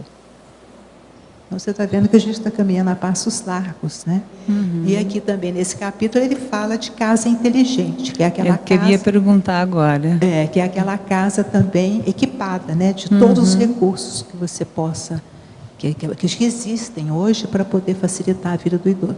Mas a gente sabe que isso aí não é para qualquer pessoa, né, Fabiana? Isso aí é... Até aí também tem o negócio da classe, né? Da classe social. Não é todo mundo que vai ter acesso a esses bem-estares, né? Quem sabe, com o futuro, né, um bom patrocínio, a gente pode até expandir isso no futuro, né? Mas a ideia é excelente. Sim. Aplicar isso nas casas, começar já a pensar sobre isso, né? Certo. Você pode, qual que é o autor do livro? O nome do livro... O Marinês? É Como Envelhecer Sem Ficar Velho. Tá. Ok. Marinês? Um pequeno comentário. Sim. Eu construí a minha casa há 8 anos. Então, eu era um pouco menos velha, né? Sim. E eu lendo uma revista sobre a arquitetura, eu observei algumas questões e pedi para a arquiteta que estava me auxiliando, para ela fazer algumas daquelas observações. Por exemplo, ao invés de colocar como é que chama aquele negócio que acende e apaga? O interruptor na altura comum, eu pedi para ela colocar conforme a revista dizia. Quer dizer, eu estando em pé, a altura da minha mão, né? E assim por diante. Ela ficou assim, abismada. Ela falou, não, mas isso não é o padrão. Eu falei, mas tudo bem, é o padrão para daqui a alguns anos, né? E aí ela pediu a revista e eu tomei a iniciativa de fazer algumas daquelas propostas, né? Então, no meu banheiro, a privada é mais alta. Então, alguns senões, né? Então, o que indica isso? É a preocupação futura em benefício do idoso, né? E muita gente não se preocupa, né? Nem os próprios arquitetos, né? Porque foi o que eu aprendi a respeito. Então, existem sim prevenções futuras, né? Para que a gente tenha cuidados com a própria saúde. Sim, mas é isso que esses estudos, essas leituras que eu fiz, fala exatamente isso, do nosso despreparo. Exatamente. Nós estamos envelhecendo assim muito rapidamente e nós não temos ainda infraestrutura e não temos preparo nenhum. Né? Para poder, e vai ter de mudar isso, sabe? Isso na marra, no gatilho, né? Porque a coisa está chegando cada vez mais perto. É verdade. A verbetógrafa, por favor, poderia ampliar em Fatologia, página 2, 7ª linha de baixo para cima. A compreensão e perdão aos familiares infligidores de assédio moral na adolescência. Qual é o processo que você usa? O meu processo foi bem longo, foi através de trabalhos terapêuticos, eu fiz mais de um tipo de terapia, e depois culminou com a consciencioterapia da Conscienciologia. Isso aí que me ajudou a superar e principalmente a entender aquelas pessoas, compreendê-las, até coloquei um trinômio, né? Compreensão, perdão e assistência. E hoje eu estou assim, muito apaziguada, estou muito em paz comigo mesma, entendi todas essas pessoas, perdoei, sou muito grata a elas por tudo que me fizeram de bom, agradeço muito a elas e penso assim, que o que não deu para a gente limpar aqui, nessa nossa vida, nessa nossa existência, na próxima vai ficar um pouco mais leve, mais suave.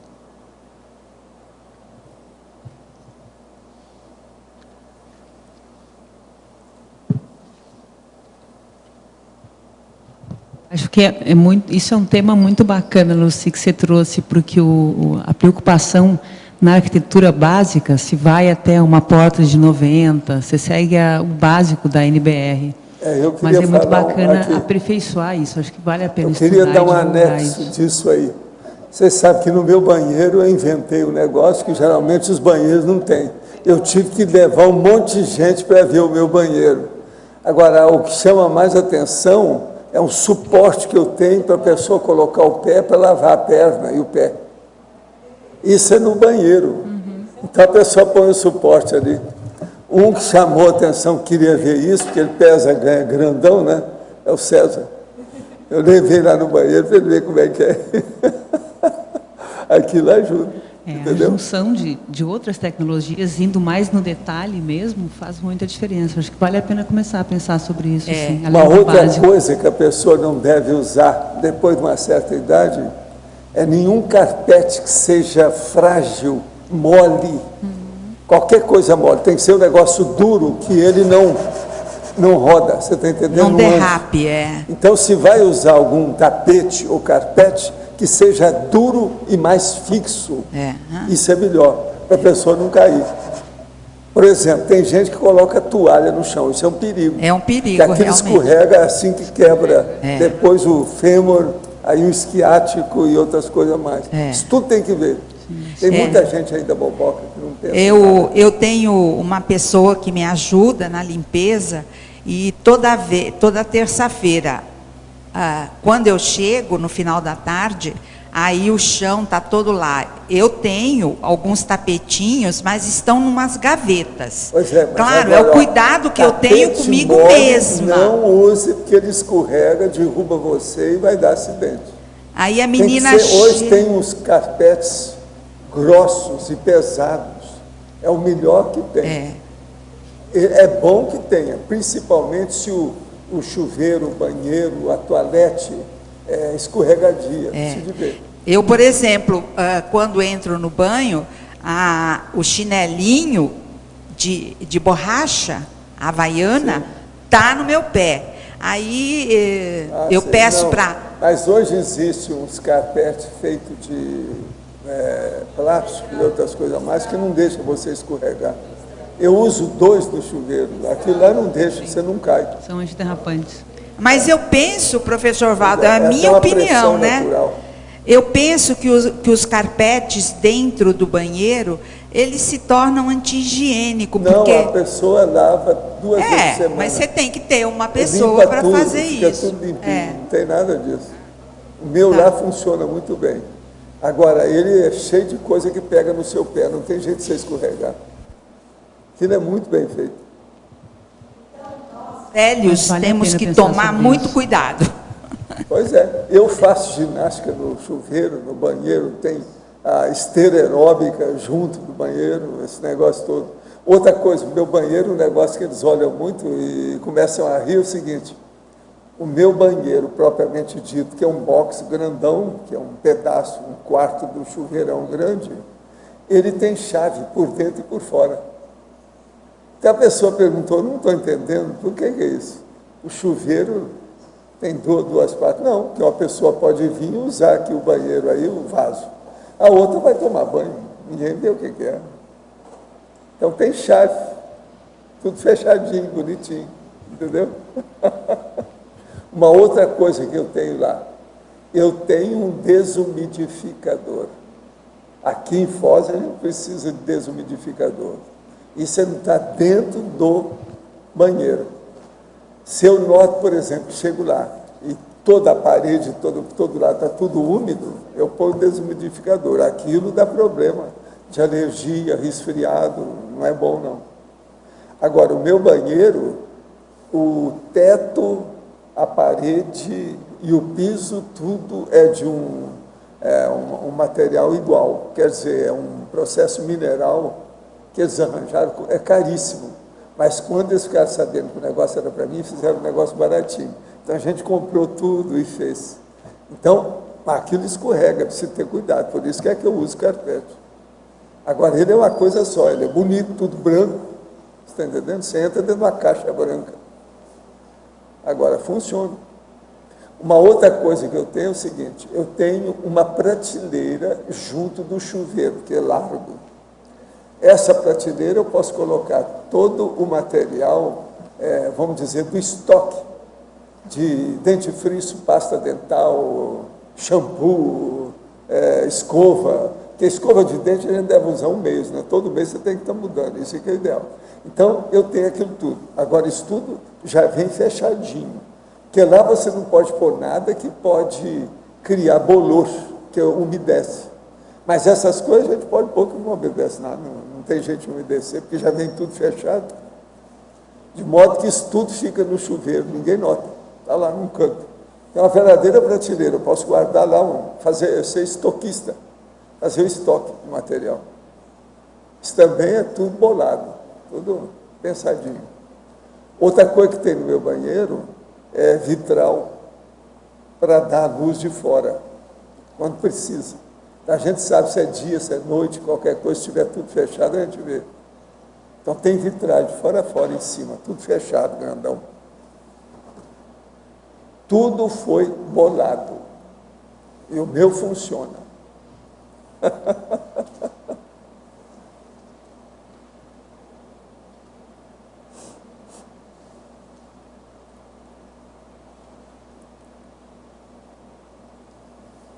Me conta, vocês não vão deixar a Maria Inês aí? O que é que você tinha para falar? Maria Inês? Aqui. Por favor. Posso perguntar? Na teoriologia, página 2, a última, a teoria da inteligência longeva. Se pudesse aprofundar um pouquinho mais? A teoria da inteligência longeva. Eu penso que nós vamos adquirindo com a maturidade, quando você prioriza isso, você adquire-se uma inteligência longeva. E essa inteligência você vai utilizar exatamente no sentido da sua evolução. Digamos assim, uma inteligência evolutiva longeva, né? Aí seria mais no caso, então, com a vivência, com as vivências tuas que você tem, que estaria incorporada essa inteligência. Sim, você, quer dizer, hoje em dia, por exemplo, nessas coisas todas que nós falamos aqui, você aproveitar tudo isso, entendeu? Para o seu bem-estar, para a sua saúde, para você estar bem, entendeu? Para o seu crescimento, não é? Entendi. Inteligência longeva é também, as suas escolhas, né? Depende das escolhas que você for fazer para você, para o seu bem-estar, para a sua vida. Você está aqui mais tempo a cumprir a PROEX. Que tal?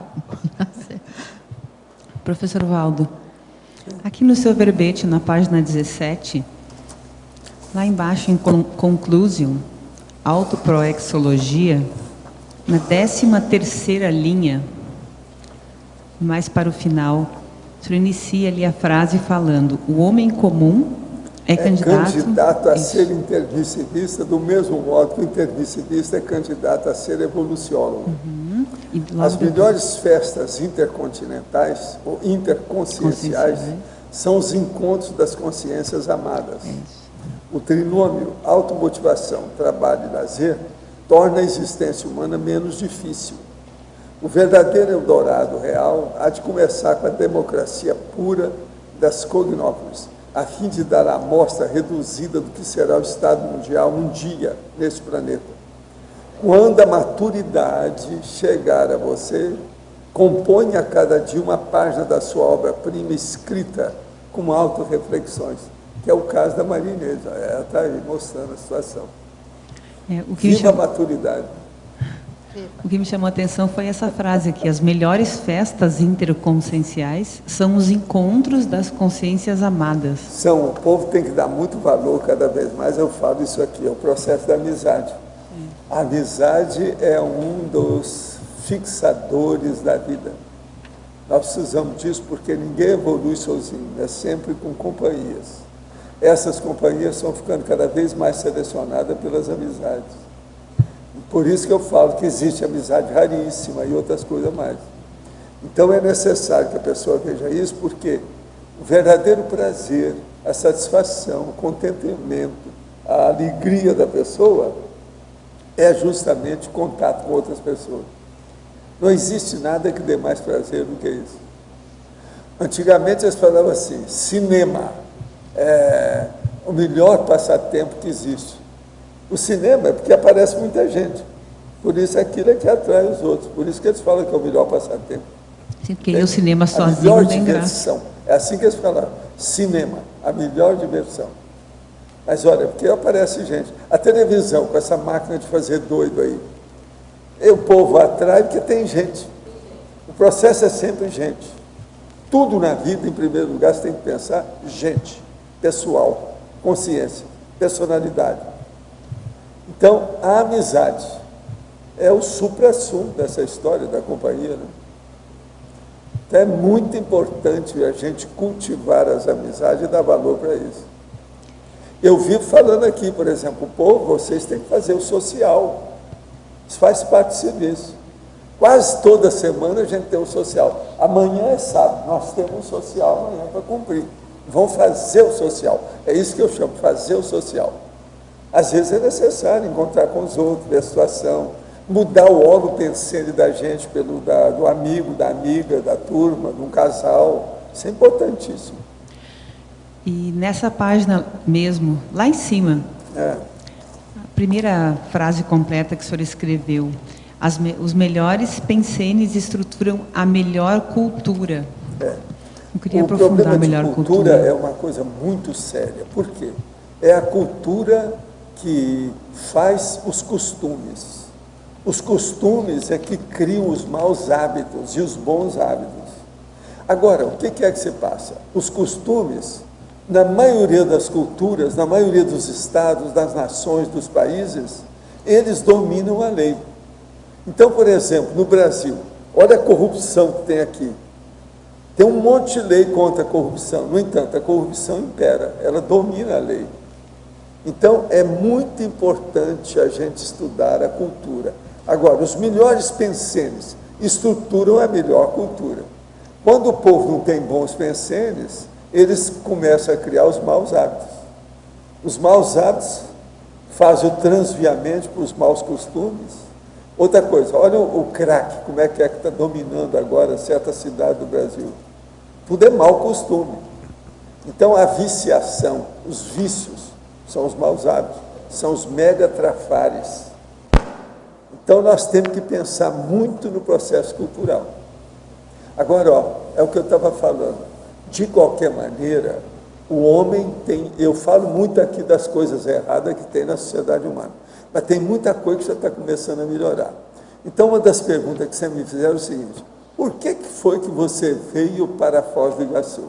Eu falo muitas coisas, né? Todo o processo da água que tem aqui, várias coisas que são fora de série, e o problema da energia do lugar. Mas não é só isso, não é só o processo, não. É a gente entender o problema da natureza aqui. A primeira coisa que a natureza aqui faz, que faz a gente pensar muito, o povo não tem nem muita explicação para isso.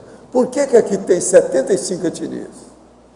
Por que tem gente aqui que corresponde a 75 países desse planeta? Agora, gente, isso é uma das coisas mais sérias que tem. O povo vive aqui nessa cidade, que tem mais de 250 mil habitantes, e não ficam brigando uns com os outros por causa da etnia, por causa da raça. Acabou o processo de racismo aqui dentro, não tem do jeito que tem lá fora. Nos Estados Unidos não tem nenhum lugar igual Foz. Que lugar que tem? Onde é que sim? Está todo mundo brigando, mas nem os irmãos mesmo, entre eles aqui, não brigam do jeito que é lá no Oriente, por exemplo. Por exemplo, o processo aqui muçulmano, árabe, Pois é, não tem muita briga disso. Não tem nada aqui. Agora, uma coisa muito séria. Isso é o que eu sempre falei quando eu vim para cá. Eles me perguntaram, por que Foz? Por que você veio para cá? Esse é um dos motivos mais sérios. Por quê? Isso mostra a evolução da humanidade. Se já não tem mais repulsão racista, já mostra um nível de evolução fantástico nas pessoas. Aqui nós não podemos falar que o racismo domina a Foz, aqui não tem isso. 75 etnias e o povo está aí, não estão dando tiro uns dos outros, não tem nada disso. Como é que é esse negócio? Vamos pensar. Agora veja, por que isso é evolução da consciência, evolução da humanidade? Por quê? Nós agora vou provar isso através dos fatos. Por exemplo, nós já fomos da botânica, já fomos dos subhumanos, dos animais propriamente dito, e viramos hominais, gente, consciência. Então veja, essas consciências estão tudo vivendo junto, algumas casam entre si, é um monte de etnias diferentes. Aqui mesmo nós temos preto com branco, branco com preta, tem tudo aqui dentro. Tem gente que já foi lésbica, que casou com um homem, tem outro que é homossexual, que casou com a moça, tem tudo aqui. Agora veja, nós não éramos assim. Quando a gente era botânico, o eucalipto nunca conseguiu casar com a aroeira. Pensem nisso. Pensem nisso. Agora, depois a coisa foi melhorando. Quando chegou no cachorro, já deu certo. Tem cachorros de várias raças que se casam, não tem problema nenhum. O instinto sexual leva a eles a fazer isso. Mas, por exemplo, na época da aroeira, do carvalho, do jequitibá, do eucalipto, do flamboyant, não tinha casório, não. Então, pensa bem, nós já evoluímos muito. Vocês, então, eu quero lembrar, animais, animai-vos. Por quê? Vocês não são mais aroeira, nem eucaliptos. Vocês agora são consciências. Isso é o máximo. Tem lógica o que eu estou falando? Agora, ó, fato, contra fato, não adianta vocês brigar. Vocês já viram alguma aroeira que casou com o eucalipto? Se já tentaram fazer isso, fala aí com a Marlene, para ver se ela já conseguiu fazer isso. Fala lá com aquele cara lá, ó, que é especialista. Olha lá, doutor Roberto Lyman. Como é que é? Sai dessa. Ficou claro isso para você? Já existiu uma segregação. Esse é o motivo. Foz do Iguaçu, então, é um local ímpar, singular, peculiaríssimo, distinto dos outros lugares. Sim. Tudo verde e com o povo vivendo em harmonia. Isso não é qualquer lugar. Mostra o pacifismo. Professor, pegando uma carona nisso que você está falando, eu até tirei cópia do verbete confrontação urbanística, que o senhor faz um contraponto entre aquela cidade do Equador, onde as pessoas vivem mais, e Foz do Iguaçu, não é? O senhor poderia falar alguma coisinha para nós? Não, ali eu estou mostrando o processo, como é que é Foz, né? Que Foz é também dessas cidades ímpares. Por exemplo, tem umas 3 cidades no mundo que o povo vive mais de 100 anos, uma boa parte da população.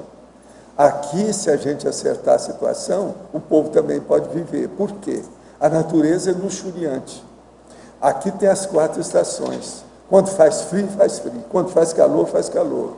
Se a pessoa conseguir viver com o processo da natureza do jeito que é, ela vai longe. Agora, é preciso de ter os aparelhos todos para a gente viver aqui. Então, tem gente que gosta de ficar só no frio, ela não vai gostar de viver aqui. Entende? Tem outro que não gosta de lugar que chove muito, ela também não vai gostar. Porque nós vivemos aqui no meio da mata, da floresta. O problema todo é esse. A natureza, então, tem muita lignina, como nós chamamos, que é a base do processo da ectoplasmia. Isso ajuda a manter a nossa, entende? A nossa saúde. Eu, por exemplo, eu às vezes tenho alergia, mas a minha alergia é produto artificial de limpeza. Eu não tenho nada da natureza. Eu me dou bem com a natureza, entendeu? Ô, professor, e como é o nome dessa árvore que está toda florida agora, amarela? Lindíssima. Ontem de avião, né, a gente voando assim. Canafístula. Hã? Canafístula. Não, mas está lindo, porque está muito verde e a gente vê essas manchas, né? Amarelas da árvore. Agora, o Parque Nacional é todo assim. Você já viu de avião? Já. O Parque Nacional de avião, a gente baba. É impressionante. É como o senhor fala, luxuriante, né? Exuberante. É luxuriante. Né? Uma coisa mais... É exuberante. É impressionante o processo. Não há dúvida que é tudo assim. O que você queria perguntar? Não, eu queria saber se essas árvores amarelas eram parentes da sibipiruna. É parente da sibipiruna? É parente. É bem parecida, é muito parecida. Agora, vocês têm que lembrar que já passou o período aí do ipê amarelo, que é a mais bonita delas. Aqui dentro mesmo a gente tinha uma porção. Pensa nisso, ipê amarelo. Agora, nós temos aí só as flores. Olha a Amaryllis, como é que está esse ano. Está impressionante. A Amaryllis, tem mulher que tem inveja da Amaryllis, que não gosta. Já falaram para mim. Não, eu não gosto dessa flor. Ela rouba o meu papel, a minha presença. Agora, veja, tem raiva da Amaryllis. Isso é incrível, né? Eu falei assim, isso é que é cotovelo. Cotovelão. Que coisa, hein? Que cotovelo, hein? Impressionante. É mesmo, tem inveja da Amaryllis. Aquela exuberância. Ela falou, ela rouba a minha cena, eu apareço, a Amaryllis eu fico, desapareço. O senhor está falando em IP, lembra quando nos primórdios aqui do CAEC, o senhor plantou um IP, eu estava até aqui no dia. Não, ele tem, atrás da minha casa, tem um que é exuberante. O senhor plantou também? Esse ano deu um trabalho danado deles pegar as flores no chão. Que cor que ele é? Tapete amarelo, impressionante, lá atrás de casa. Não, aquele amarelo é um escândalo, né, gente? O IP amarelo é de tão lindo. Tem várias árvores dessas que nós plantamos que estão exuberantes, cheias de... Tem algumas são de fruto, né? Inclusive várias delas. Mas olha, nós esperamos agora mais 100 verbetes de vocês. Você lembra-se?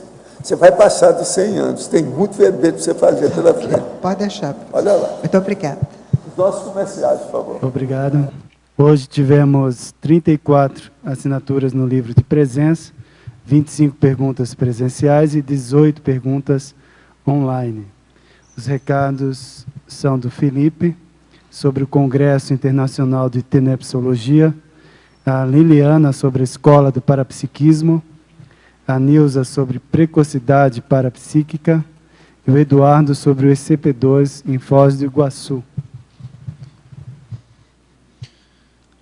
Pessoal, boa tarde a todos. Gostaria de convidar a todos os interessados no tema da TENEPS a participar do primeiro Congresso Internacional de Tenepsologia, que vai ocorrer dos dias 17 a dia 21 de dezembro, no Discernimento. Gostaria de informar também que para aquelas pessoas que não poderão estar presentes em Foz do Iguaçu, nós estabelecemos aí toda uma infraestrutura para transmitir ao vivo o congresso através do sistema EAD, ensino à distância. Então, essas pessoas interessadas em fazer sua inscrição online podem entrar em contato com a recepção do CEEC no 3525-2652 e solicitar a inscrição no valor correspondente ao Congresso de TENEPS online. Esse congresso online também será traduzido simultaneamente para o idioma inglês. Então, aquelas pessoas que estão também nos Estados Unidos, que falam o idioma inglês, poderão ter todas as palestras traduzidas. Então, aguardamos a todos. Obrigado. Boa tarde.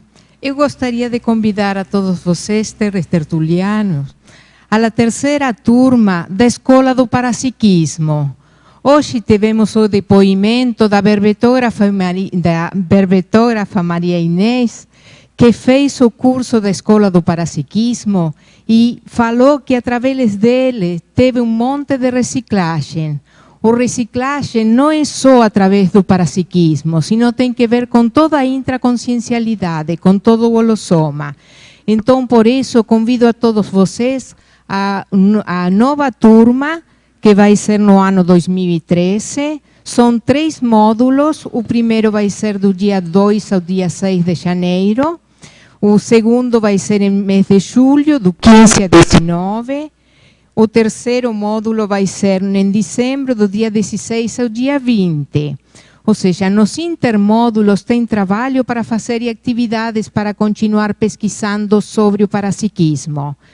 Então, para mais informações, poderiam se ligar aqui ao CAE pelo telefone 45 3525 2652.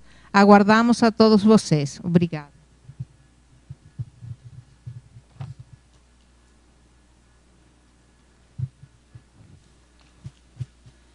Boa tarde a todas. A CIP convida os tertulianos e teletertulianos para o curso Precocidade Parapsíquica, que será realizado dia 5 e 6 de janeiro de 2013, com a professora Carla Giuliani. Este curso possibilita o aluno se identificar e compreender as manifestações parapsíquicas na infância e os reflexos dela na adultidade. Os principais tópicos são relações grupo-kármicas, paragenética e ressoma, parapsiquismo na infância, lembranças de vidas passadas, bloqueios parapsíquicos na adultidade e assumindo o parapsiquismo interassistencial. Os interessados, eles podem enviar e-mail para acip@acip.com ou então para o telefone na CIP 2100 21 421. Repetindo, 2100 21 421. Aguardamos vocês. Obrigada. Boa tarde a todos. O IPC convida para o curso ECP2 a turma de Foz do Iguaçu, que vai ser agora, semana que vem, dia 11, 12 e 13, terça, quarta e quinta, né? O EPICOM é o professor Hernande Leite. O ECP2 ele conta com 2 campos bioenergéticos consciencioterápicos. Esses campos eles facilitam aí a autorreflexão, o entendimento das ideias. Alguns alunos têm relatado uma melhora cognitiva a partir de ter experimentado os campos de ECP2, e isso ajuda a pessoa depois, no dia a dia, porque ela recebe um aporte energético e também participa de uma mini reurbanização na sua psicosfera. Então é um grande aporte, uma grande oportunidade.